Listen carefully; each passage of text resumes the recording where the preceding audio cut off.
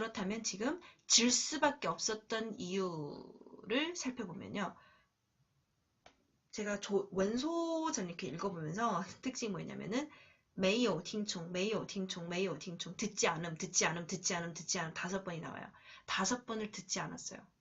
그러니까 그 옆에서 이렇게 하면 이깁니다라고 했는데 5번을 싫다고 했어요. 자, 그게 뭐냐면 첫 번째, 조조의 후방을 지금 치면 100% 패한다라고 전풍이 말을 했는데 아이가 갑자기 아프다고 돌봐야 한다면서 치지 않은 게 첫 번째 이유예요.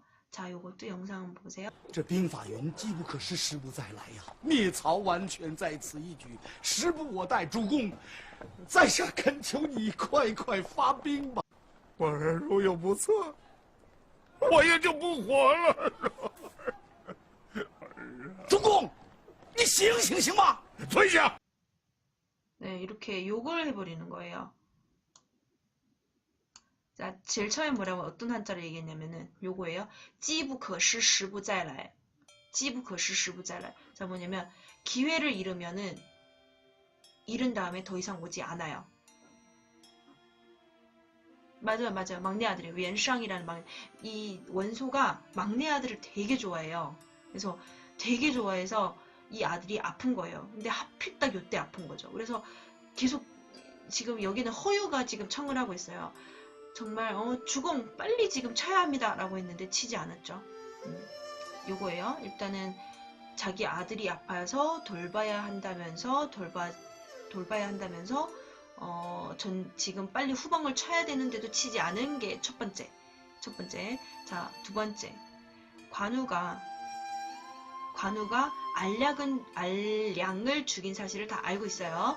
근데 사실은 무리싸움 하다가 죽은 거기도 하지만 요때 아까 저소 있죠? 주의쇼. 저소가 원소한테 알량한테 맡기면 안 된다라고 했던 게 두 번째인데요. 뭐냐면 알량은 속이 좁고 성격만 급하고 용맹한 면은 있으나 혼자 이끌기에는 적합하지 않은 존재다.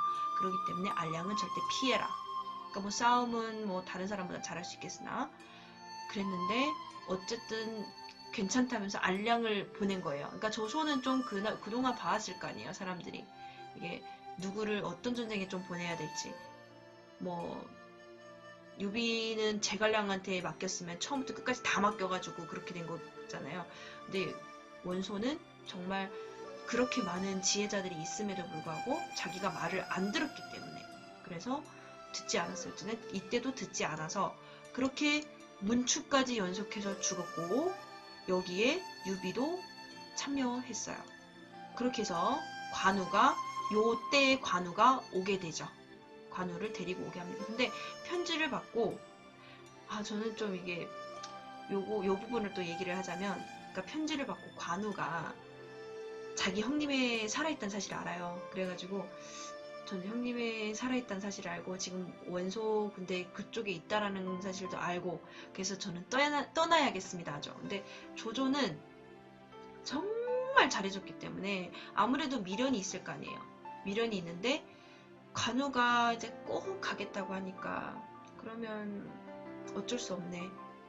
어쩔 수 없이 그냥 보내게 되는 거죠. 그러니까 관우는 2명의 그 유비 부인을 모시고 그리고 자기는 족토마만 딸랑 가지고 그리고 이제 수종 드는 사람이 있었겠죠. 이렇게 몇 명이서 4-5명인가 이렇게 해서 이제 떠나게 됩니다. 떠나게 되는데 그 조조가요. 되게 이럴 때도 되게 불쌍해요. 조조가 이제 관우가 가는 모습을 멀리 바라보면서 그 모습이 있는데요. 한번 보세요. 보죠.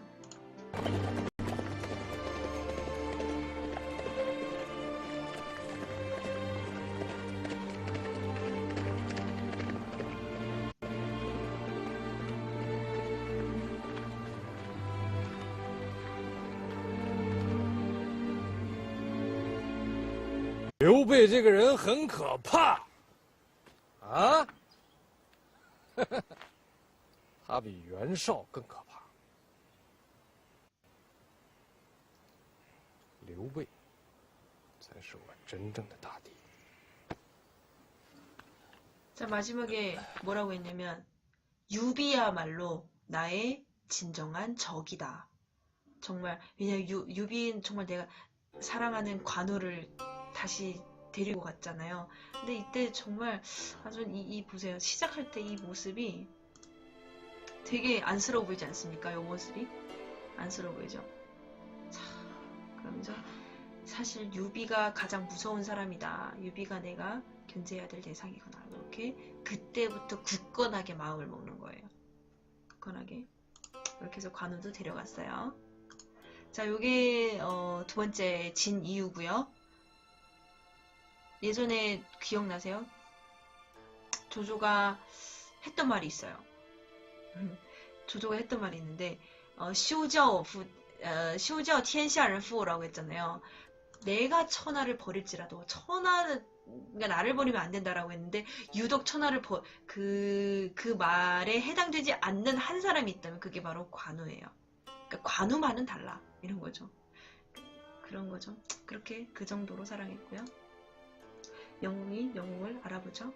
아, 어서오세요. 자, 그래서 조소가 네, 우리가 사람이 많기는 하나. 자, 그 얘기를 해요. 우리는 사람은 엄청 많은데 싸움을 잘하는 사람은 없기 때문에 지금 우리가 해야 될 것은 그거예요. 시간만 끌어서 조조가 군량이 다 떨어지고 힘들어지고 그때까지 천천히 싸워야 한다. 왜냐면 속전은 조조한테 유리하고 그 다음에 지연은 우리한테 유리하다. 이렇게 얘기를 하죠. 조조가. 참 좋은 말이에요. 속전은 조조한테 유리하고 지전은 우리한테 유리하다. 그래서 최대한 시간을 끕시다. 라고 했지만 끝내 원소는 그냥 막 뭐가 그렇게 급한지 막 땅 파고 굴 파고 아시죠? 아까 얘기했던 것처럼 그렇게 해서 빨리 진행을 하다 보니까 또 이 지경까지 온 것 같아요. 그래서 그래도 좀 나았을 걸 만약에 들었었으면 그렇지 않을까 생각을 해봅니다.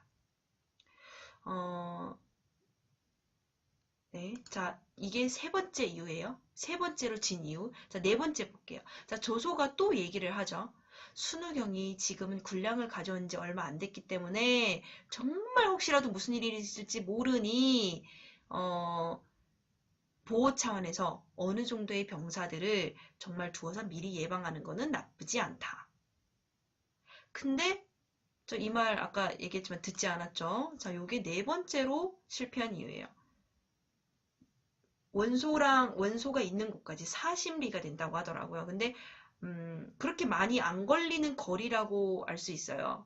그러니까 뭐 전쟁하는 40리면은 서로 이제 옛날에는 다 그렇게 했으니까. 근데 조조가 정말 치러오니까 방법이 없었던 거예요. 원소는. 자, 이렇게 해서 네 번째 이유고. 다섯 번째.